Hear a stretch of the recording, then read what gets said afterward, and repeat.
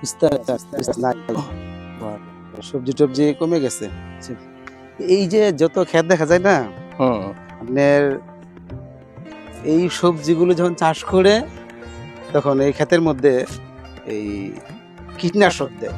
হুম আর এই কীটনাশক দেওয়ার কাজে এই যে দেখেন কীটনাশক দিতেছেন, প্যাকেট, হ্যাঁ এই কীটনাশক দেওয়ার কারণে কি হয়, পোকামাকড় গুলো সব মরে যায়। হুম আর মরে গেলে আপনার এই যে এত গাছপালা চারদিকে, কিন্তু কোনো পাখি পাখি নেই। নেই। হ্যাঁ কারণ কি জানেন নি? হ্যাঁ। এই যে পাখির খাবার নাই, দুই চারটা হয়তো শালিকের ডাক শোনা যায়, বাট পাখি নাই। আর থাকবো কোথা থেকে, পাখির তো খাবার নাই।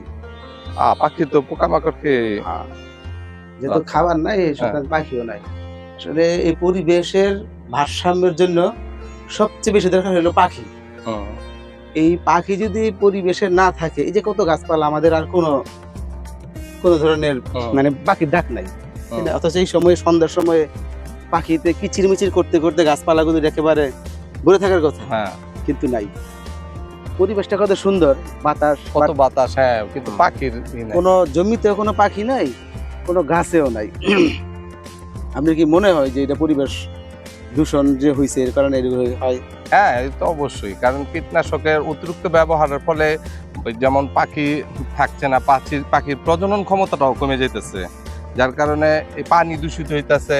তারপরে এই পানির লেয়ার গিয়া ডিপ পানিগুলি নষ্ট হইতেছে।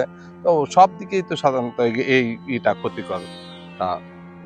একটা সময়ে এই যে আমরা যখন ছোটবেলায় ধান বুনছি, জমিতে ধান কাটতে গেছি, তখন ধান খেতে এত পোকামাকড় থাকতো যে ওই মানে এমনও দেখা গেছে যে পোকা বের হইছে, পাখি যে লাফ দিয়ে এসে পড়ছে হাতের উপরে, মানে ওর খেয়াল নাই যে মানুষের হাত, কিন্তু এত পাখি ছিল। অনেক সময় দেখা গেছে যে আমরা ধান কাটতাম, প্রচুর পরিমাণে চড়ুই পাখি, শালিক পাখি, কত রকম পাখি পিছনে পিছনে পোকামাকড় খাইতো, ঘুরতো, সাথে সাথে ঘোরাফেরা, হ্যাঁ ঘুরতো, কিন্তু এখন পাখি নাই বললে চলে। এখন এই আমাদের যে প্রকৃতি যে পরিবেশটা আছে, এই পরিবেশটাকে রক্ষা করতে গেলে বা পরিবেশের ভারসাম্য ফিরিয়ে আনতে গেলে অবশ্যই পাখিকে রক্ষা করতে হবে।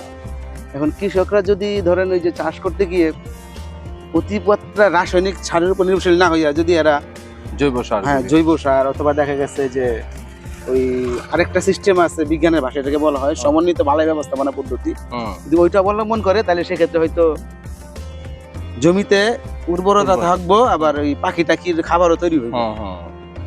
একটা সময় এই ধরনের ডোবার মধ্যে প্রচুর পরিমাণে বক থাকতো, বক, ডাহুক, অনেক কিছু দেখা যেত, কিন্তু সেগুলো এখন এইদিকে তো দেখি না আমি, দেখা গেছে এদিকে দেখাই যাইতেছে। আরেকটা বিষয় যেটা আপনার পাখির প্রজননের জন্য ওদের যে পরিবেশ দরকার, যেমন যে মোবাইল, অনেকে বলে আর কি, এরকম শুনি মোবাইল টাওয়ারের রেডিয়েশনের কারণে পাখিগুলোর ডিম নষ্ট হয়ে যায়। ওইটাও হইতে পারে, কারণ হলো এই মোবাইলের রেডিয়েশন তো অনেক ক্ষতি হচ্ছে আমাদের। ভারতের একটা মুভিতেও তো দেখাচ্ছে যে এই রেডিয়েশনের কারণে পাখিগুলি কিভাবে হইতেছে, বিলুপ্ত হয়ে যেতেছে, পাখির প্রজনন ক্ষমতা কমে যেতেছে। এরকম একটা মুভি আছে অক্ষয় খান্নার, তো ওর মুভিটাতে দেখা গেছে এমন করছে।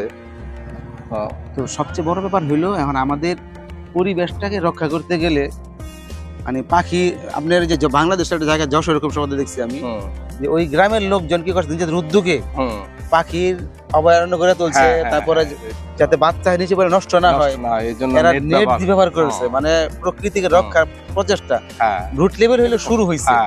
এবং এইভাবে যদি সারা দেশে ধরেন সবাই একটু করে, এই যে পাখির ডাক শুনছে, ডাকের ডাক শুনছে, অনেকক্ষণ পর ডাক করছে, হ্যাঁ শব্দ,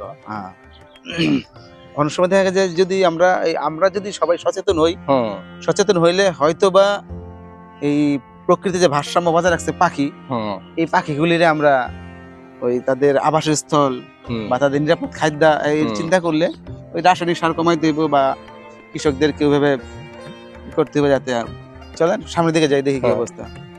তবে পাখি যে পরিবেশ আছে রক্ষা করার জন্য আমাদের সবাই সচেতন হইতে হবে। যদি আমরা সচেতন হই তাহলে সেক্ষেত্রে হয়তো পরিবেশ রক্ষায় পাখির ভারসাম্য রক্ষা সম্ভব হবে।